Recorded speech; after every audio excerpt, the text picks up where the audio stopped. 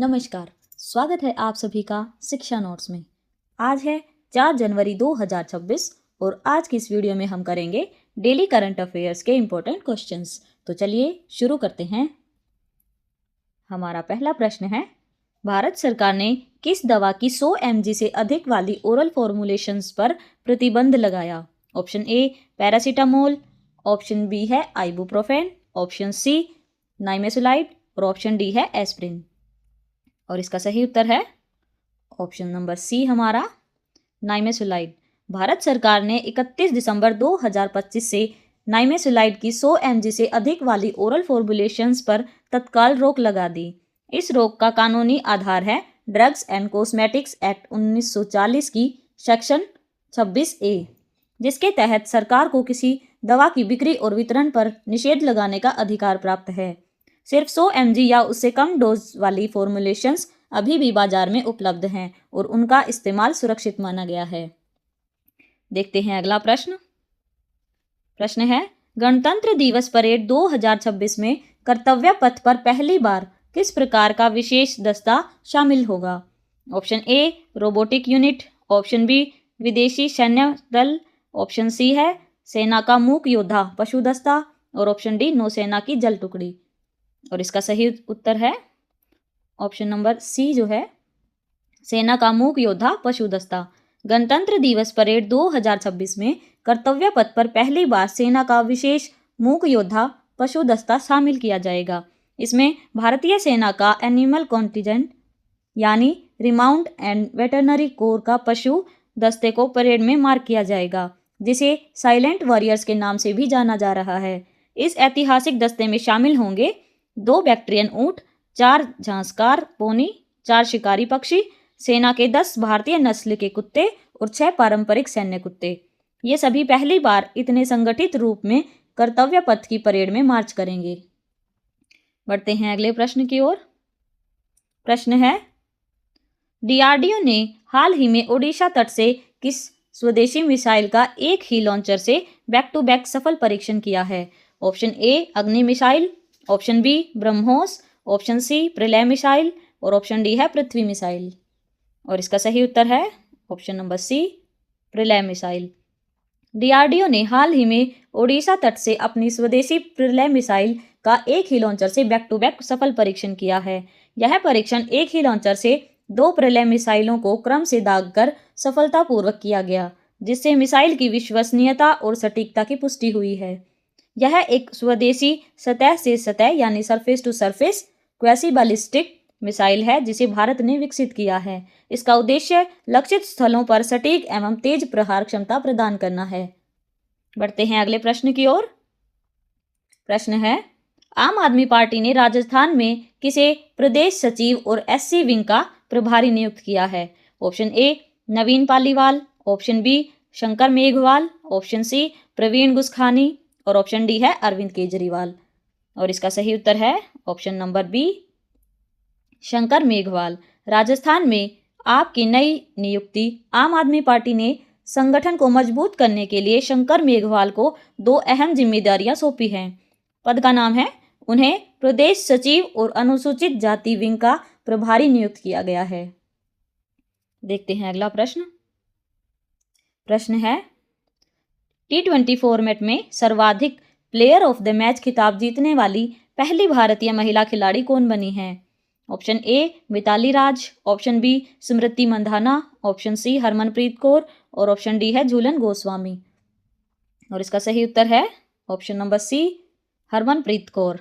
Harmanpreet Kaur T20 cricket format में सर्वाधिक player of the match खिताब जीतने वाली पहली भारतीय महिला खिलाड़ी बनी हैं। उन्होंने मिताली राज के 12 खिताबों के रिकॉर्ड की बराबरी की।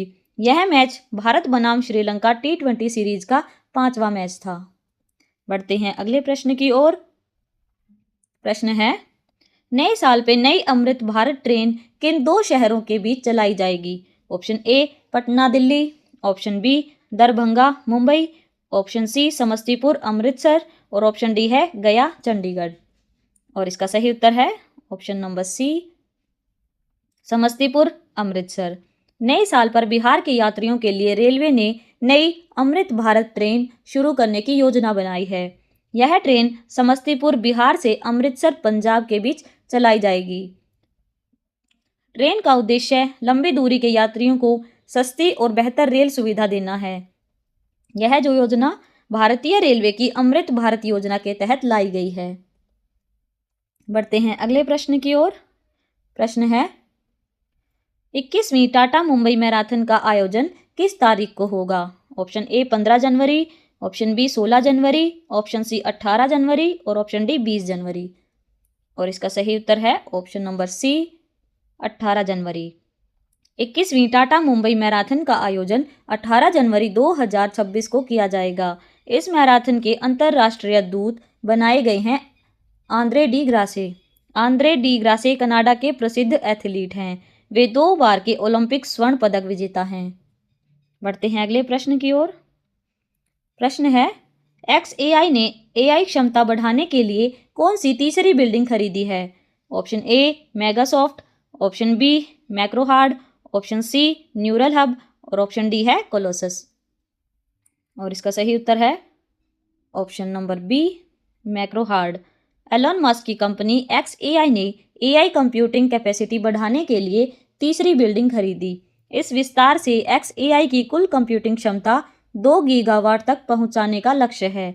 खरीदी गई बिल्डिंग का नाम मैक्रोहार्ड है। यह बिल्डिंग मेम्फिस टेनेसी USA में XAI के मौजूदा डेटा सेंटर्स के पास स्थित है।